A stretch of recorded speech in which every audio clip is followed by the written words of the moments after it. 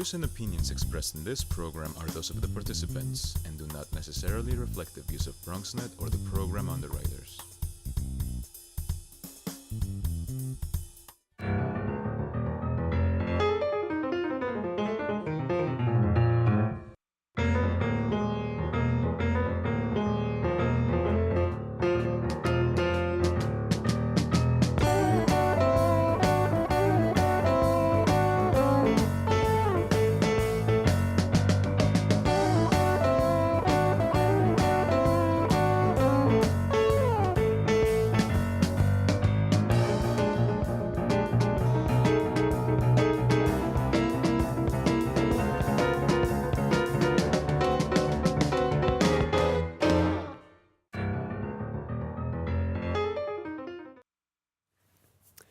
Good evening and welcome to BronxTalk.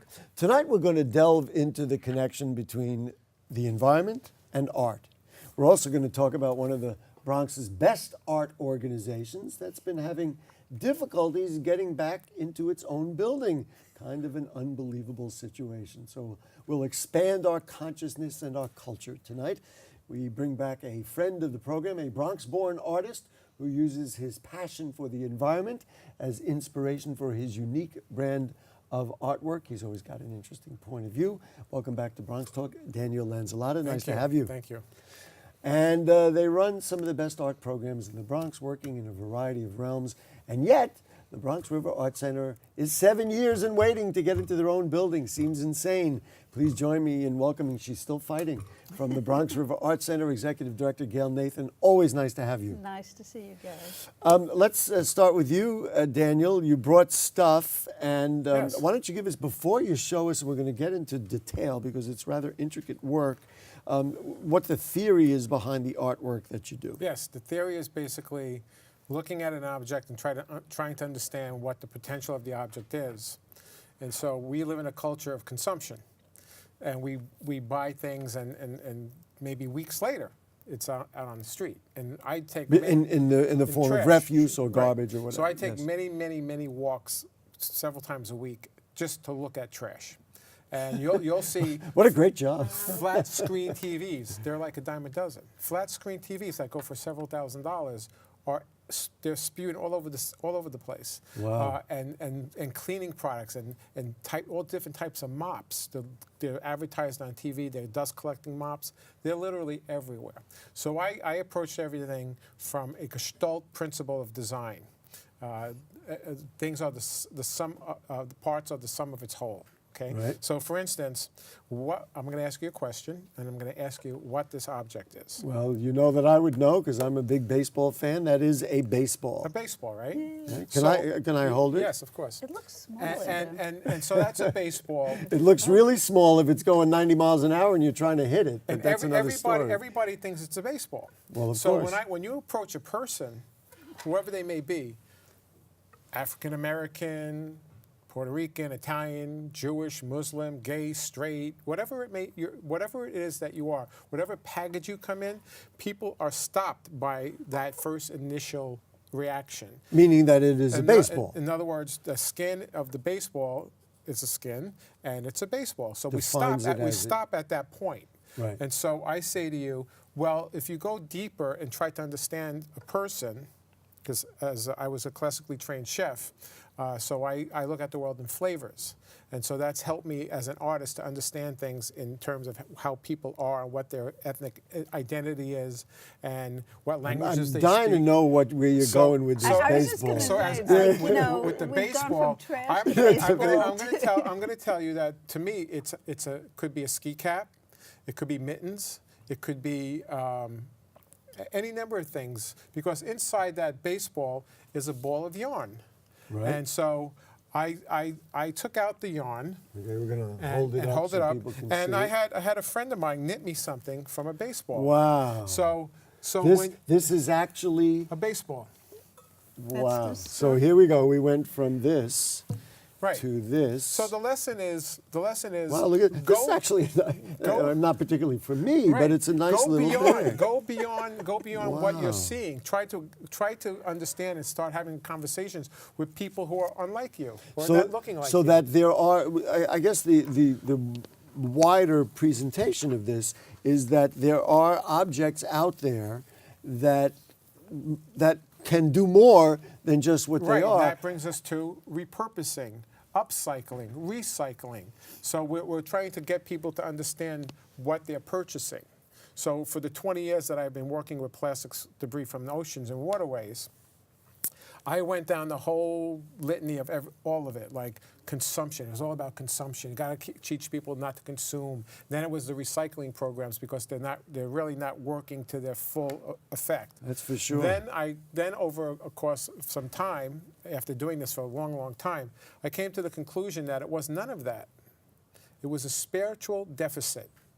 We have a spiritual deficit in our culture. We're really going all over the place And here. so it's not religion. Let's stay focused. Because when you have a connection to an object, I still have some of my father's tools, Right. which were his father's tools. But so I want to go back to the specifics, if you don't mind. I mean, I realize we have spiritual objects. I don't know if people can see this.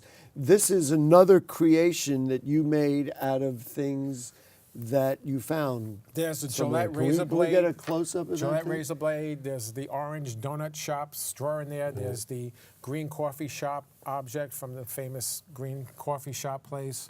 There's What famous green coffee? the place that's on every corner. Starbucks, I guess, is Starbucks, what yeah, he's that's saying. what I'm saying. Starbucks. And so you take these are all plastic. All plastic. So It's this all- piece of artwork is going to last generations. Thousands of years. And It doesn't break down. It only so becomes. it's like a little piece of jewelry or That's my something? safety device because I wear them. So is that is a jewelry? That's a brooch like That's this? a brooch, yes. That's a brooch But it's like a the wall one. piece, really. Wow. It's a wall. Gail, in terms of creativity, just to bring you into this, this is a very interesting brand of artwork. You know. Absolutely.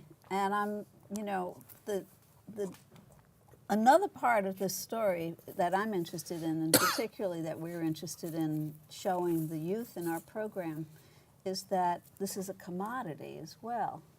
So Meaning you it's can something go- that can be useful. I mean, certainly the well, bag not is. just useful, sold. Ah. Oh, it gets sold. Right. At And some point we'll so- get a shot of the brooches, which are also made. And I like that, and the kids are, and Daniel, you can, back me up on this. When we're young and we are talented and artistic, and we think about what we're going to do when we grow older, and we think about, well, am I going to be an artist? And then I think, nah, because, I ain't going to make any money that way. But what we're trying to do now is to show the young people in our program that they can make a very good living. I can attest to this because if you start looking at STEM and STEAM, Yeah. then to me, you cannot separate the arts from the sciences because there would be no Leonardo da Vinci. if you did that. Right. Okay, so you have to measure things. When you mix paints, that's physics.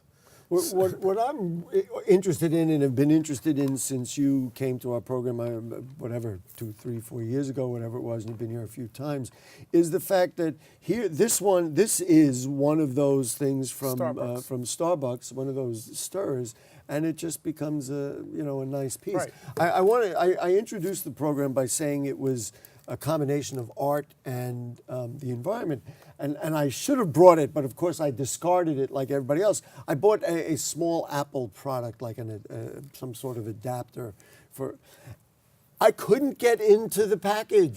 I could not. I'm telling you, I was kind of in a hurry actually because I was doing a couple other things. And we kind of needed this piece, and so I'm opening it up and I'm trying to tear it with my teeth and I'm trying to break it in. That package is going to live as long as these things, about and they 1,000 sell years. 1 billion of those. Right, exactly. And you know what? Once you do get your phone or whatever it is out of the box, you can't throw that box away because it's such a Yeah. gorgeous item. So now we're going to make the connection: the art, the environment, and the Bronx River Art Center. You are going to be teaching a class at March some point 24th. and we're going to put up when they have their classes at the Bronx River Arts Center. Well, not at the Bronx River Oh, Arts Center. well, that's another. Well, that leads us right in. Not yet. So, Gail, Where we're is going it? I mean, to in a minute. He doesn't know where he's going yet. In a minute, we're going to show pictures, but tell this story. It's been reported in the news. The Bronx River Arts Center has a beautiful building. Maybe we could even show people look at the exteriors of the building. have it? Yeah, they'll put it up on the screen. Don't worry about it. There's or you can see it It'll over be there. up Maybe there we're going to soon. put it up on that screen. There You go. So this is a beautiful building, and anybody who goes by there in the West Farms part of the Bronx says, "Oh wow, look at that!" But the building has been closed for how long? 7.5 years and counting. Now, why is it closed for all those years? Well, like I said once before, I don't know. Maybe you ought to ask DDC. No. Yeah, well, it's been closed because They for were all those renovating the years, it building. was supposed to be 18 months. And like many city construction projects, It's taking forever. This, It's by the way, taking is why the forever. Bronx River Arts Center got its name. yeah, because the it river. literally Isn't that is a great? I hanging had into to the send river. that to you because that's what happens when the river gets high, and sometimes even way higher than So that. so there has been a number of stoppages in the process. Have you been promised that you would be in there earlier? Oh, I've been promised a million times. So, I'm so sorry to hear makes that. It makes it a little difficult to plan your next semester. Of Right. it's like you say when he's going to teach March and where, and I'm not sure. I mean, as soon as we can get in the building, we will move the class over there, but we don't know yet. As you we know, should be in by March, you- they say, but you- that probably means May. You and I walked through that building, and I was looking at it going, look. So can we show some of the interiors of the amazing. building? And what I You've don't never seen understand, this, have this if you're an artist and you're interested in art and you want to develop art and use it to help educate people, look at this space. This is some. Let's put it up on the screen there too. These are just beautiful rooms where they can hold all different kinds of programs. Wow. That's the gallery. Daniel, if you want to get into the Oh, gestalt of things, you Yes, I want- think you could run a program in there? Oh, This is going to be a gallery? You might have to come. I Those are could the live there. those are the artist studios. Those are Daniel. individual artist That's studios. the entire floor Where's of mine? artist Where's mine? studios. The one that Yeah. has Daniel's. No, it's right next to mine. So what are the prospects? Because the building looks ready to go. Yeah. I mean, this is even further along. I think I visited you in the fall and you showed me this. Good things take time to make. Look this at is this. This is the co-working space. That's the Wow. room that we've set up for the co-working space. What is it going to take? Or are you doing better now since I visited with you in the fall? I mean, where are we at? Yeah, well, we got rid of the general contractor, so that's better. Oh, yeah. So now they.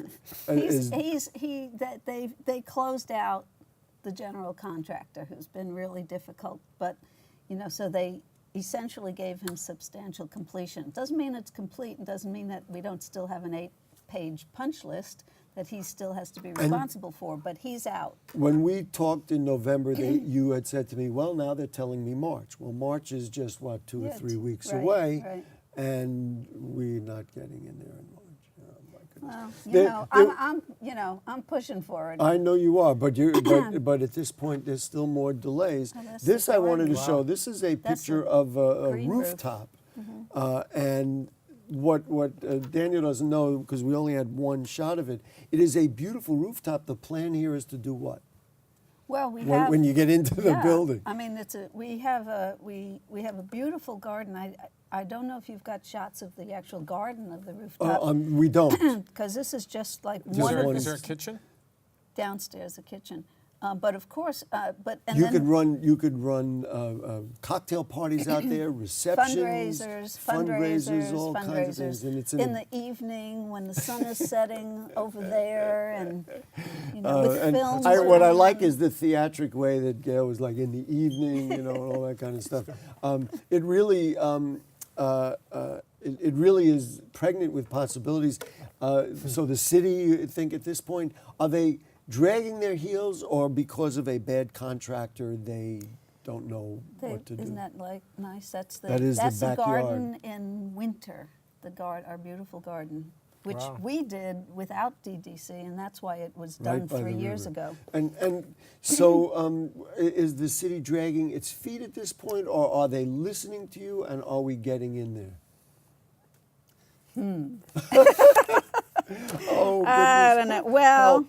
they say they're getting it done. So I'm going to and they ask. say they're working like demons on it.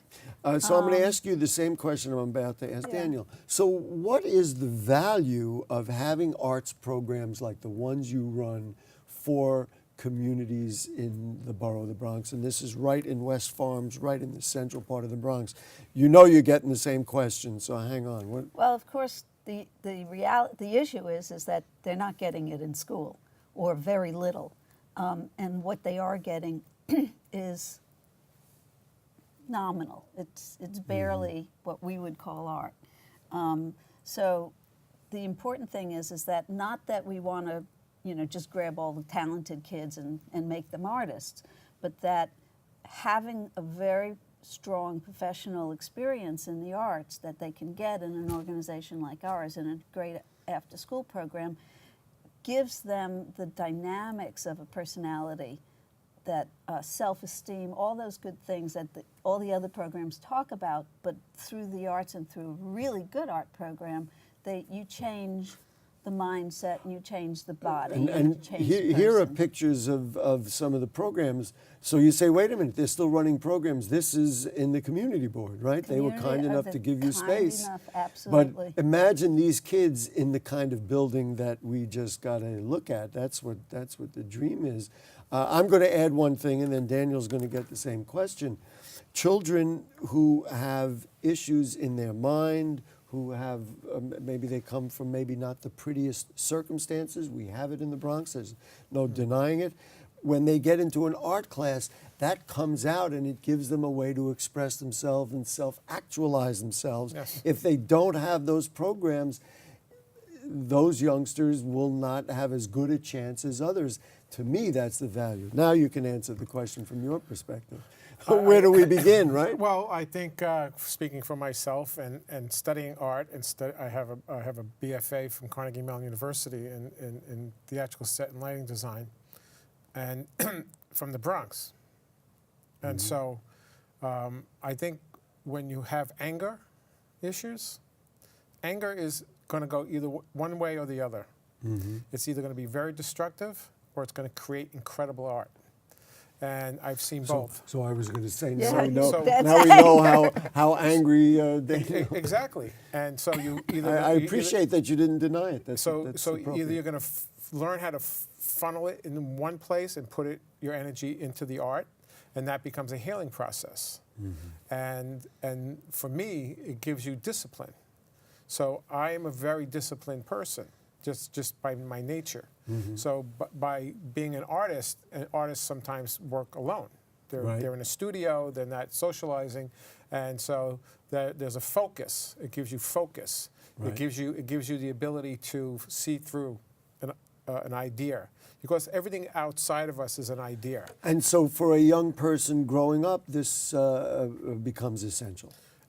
And it is essential, but they have to. I didn't have this growing up in the Bronx. I did not have anyone pointing me in a direction. It was always on my own discovery. I went to my parents and said, I want to go to college. They looked at me like I was nuts. And I got on a Greyhound bus, and I went to California. I went to Santa Monica College, and from a community college base, I got into Carnegie Mellon. So you, in that way, might be the exception. We can't make the assumption that other youngsters I would are not gonna make do that. the assumption, but I would say that it's important that children get some kind of mentor or some kind of direction, or Right. someone opens the door and says, there's something there. Gail, give me an example of, I'm sure there's hundreds, of a youngster that you know of who started out one way, maybe came into a program and had personal issues, and then you watched them through the program, and now maybe you're a different kind of person.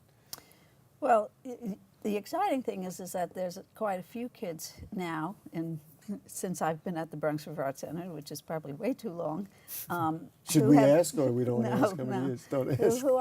who have grown up and gotten exposed to career tracks in the arts, and didn't necessarily end up in the arts, but got to college somehow that way, and then there they Became somebody. settled in and became somebody, you know. And one of these students who is going to a school way upstate near where I went to school, went to be wanted to be a car designer first, which is cool. I mean, Yeah, you right. know, but he ended up in a technical school, and then he shifted a few times into engineering, and then he shifted into business.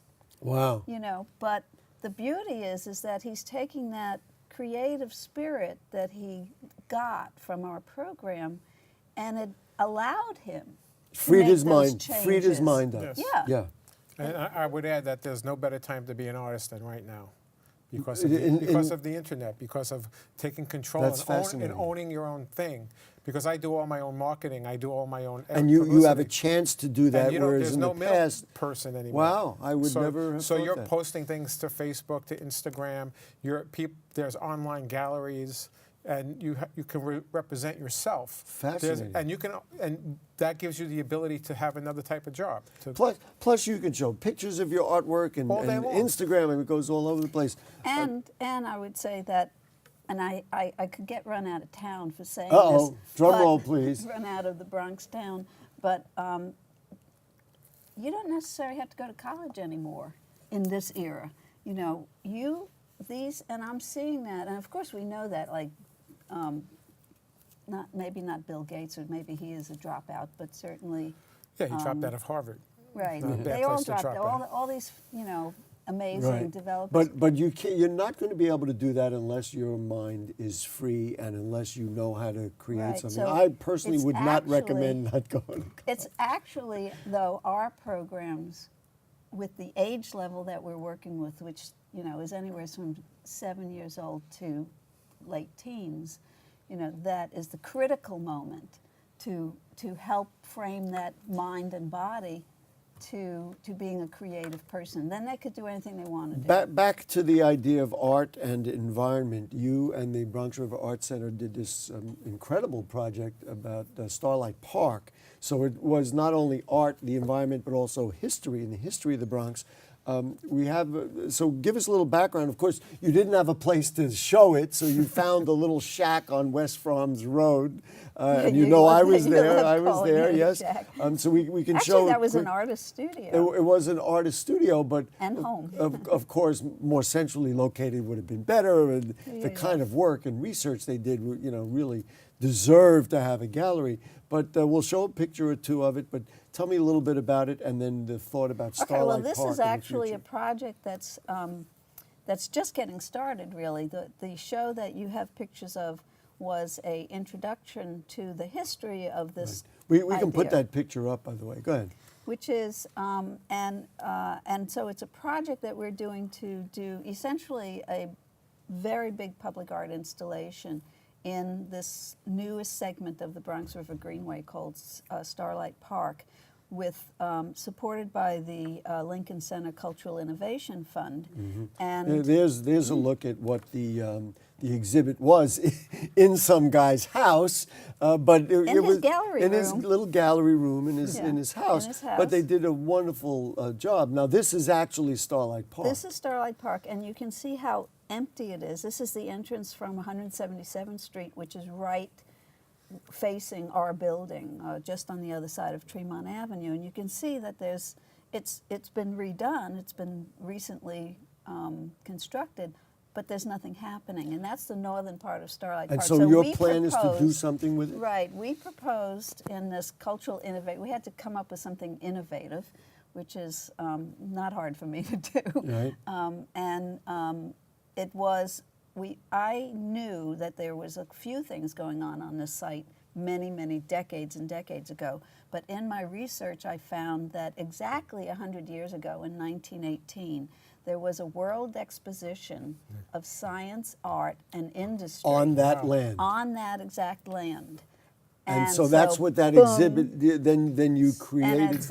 it was an exposition and it had pavilions and the whole 9-mile thing.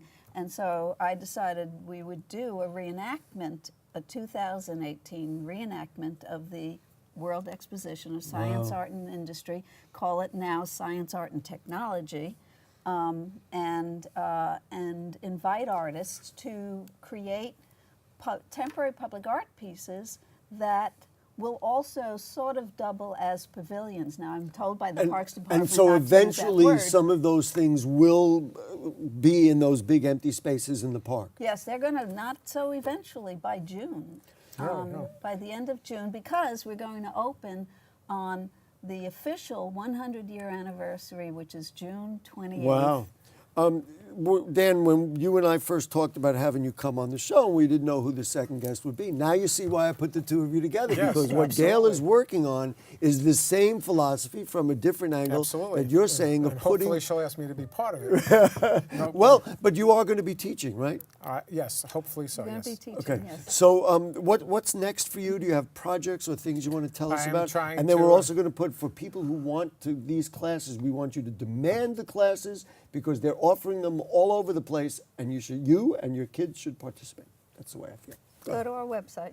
But we'll put March them up on the 24th, screen. hopefully somewhere at Bronx River Arts Center. Wherever somewhere. they're teaching a class. I'm supposed to be giving a class somewhere, but I don't know where I'm going. Probably a Community Board 6 still. And then but I was invited back to a place in Cathedral City, California called the Scrap Gallery. And everything is about recycling there. Maybe before we leave, we can get some tight shots of the little ornaments that they're both wearing, which Daniel made. Gail, now let's see. Let's put I'm up some trying of to the. get one of the, It's right. Well, he's sitting right next to you. It's No, kind of nice, It costs actually. too much money, I could tell already. Oh, there you go. He told me already. Oh, he told you what it costs. Should I ask? I won't It's a lot ask. of cans. Is that what that is? That's all toys and Trader Joe's products and Wow. all kinds of So olive Gail oil caps. and folks upstairs, Helen and others, let's put up some of the information about their programs that are coming up, because we want to make sure that people participate. So we have like about, how many, 5 more sessions in Yeah, you have this some semester? pop-up art Pop art. workshops, 2 classes every Saturday, happening through March 24th. And people can send an 2 email. sessions a day, 2 sessions each Saturday, 1 in the morning for the younger. We've grouped we've grouped them a little larger for doing these workshops. So we've got teens and adults in the afternoon and youth from 6 to 12. It would the have been morning. very easy to say, well, we don't have a building, let's not run the programs. But Right. I have tremendous respect for Gail and her colleagues who have just said, well, we just got to find other places to do Absolutely. them. For 7 years. Yeah, 7 I was just Please gonna put say them the back in same that view. thing. I 7 got it. years. You're going to invite me, right? Okay. Did we have one more full page with information that we wanted to show? No more, they tell me. All right. Daniel Lanzilotta, thank you so Thank much. you. For people who Thank you, want to Gary. trace you down, they find you where? Facebook? On Instagram. On Instagram, Daniel Lanzilotta. On Instagram. And Bronx River Art Center, Gail Nathan. Gail Nathan, BronxRiverArtCenter.org. Okay, that's it, folks. If you have further questions or comments on anything you heard on tonight's show or anything going on in the Bronx, then email them to us at BronxTalk@BronxNet.org. You can send us a tweet at BronxTalk or post them on our Facebook page. We'll read them on the air during a future edition of our program. You can check out the archives of the program at BronxNet.org. You can find all the time that they've been on the show. And you can find us by following the watch menu on the BronxNet website. We thank our producer, Helen Greenberg. Our director is William Guzman. We will see you next week. Good night, and we will see them around the Bronx.